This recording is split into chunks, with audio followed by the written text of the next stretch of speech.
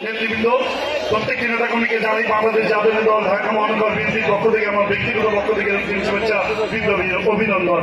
প্রিয় নেতৃবৃন্দ, দেশ নায়ক তারেক রহমানের প্রত্যক্ষ তত্ত্বাবধানে ছাত্র জনতার গণউত্থান গণবিপ্লবের মধ্য দিয়ে আজকে আমরা এই দিনটি পেয়েছি।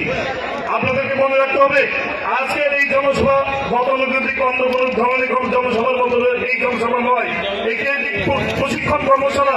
এইখান থেকে আপনাদেরকে প্রশিক্ষণ দিতে হবে। 31 দফা কর্মসূচি দেশ নায়ক বাস্তবায়ন করার জন্য বলেছেন। আগামী দিনে নির্বাচন সামনে এসেছে, জনগণের কাছে যেতে হবে। মনে রাখতে হবে, প্রশিক্ষিত কর্মীরাই রাজনৈতিক দলের প্রাণ।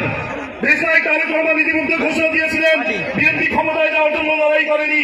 বিএনপি জনগণের ভোটের অধিকার, অধিকার, মানবাধিকার বাস্তবায়নের জন্য কিন্তু লড়াই সংগ্রাম করেছে। কাজে আমাদের সময় এসেছে এই লড়াই সংগ্রামের মধ্য দিয়ে জনগণের কাছে যেতে হবে, জনগণকে বুঝাতে হবে এই 31 দফা কর্মসূচিতে কি। এই 31 দফা কর্মসূচির মধ্যে জনগণের সকল অধিকার সন্নিবেশিত করা হয়েছে। কাজে আমাদেরকে প্রশিক্ষণ নিতে হবে। প্রত্যেকটি নেতা কর্মীদেরকে মনোযোগ সহকারে এই 31 দফা কর্মসূচি বাস্তবায়ন করার জন্য আপনাদের চেষ্টা করতে হবে, আপনাদের প্রশিক্ষণ নিতে হবে। কাজে আসুন আমরা জনগণের কাছে ফিরে যাই। জনগণ এখনো এই দেশের জনগণ বিএনপির প্রতি আস্থা রাখে, বিএনপির প্রতি বিশ্বাস রাখে, বিএনপির প্রতি অধিকার রাখে। বিএনপি আগামী দিনে রাষ্ট্র পরিচালনার দায়িত্ব গ্রহণ করবে ইনশাআল্লাহ।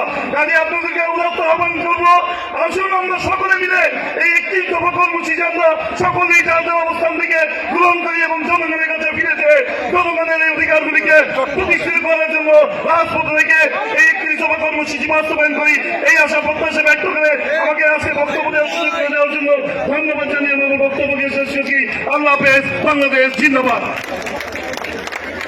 ধন্যবাদ। আমাদের মাঝে উপস্থিত আছেন ঢাকা মহানগর দক্ষিণ বিএনপির অন্যতম সদস্য, সাবেক কাউন্সিলর, সাবেক মহিলা দল দক্ষিণের সংগ্রামী সভানেত্রী শামসুন নাহার ভূঁইয়া।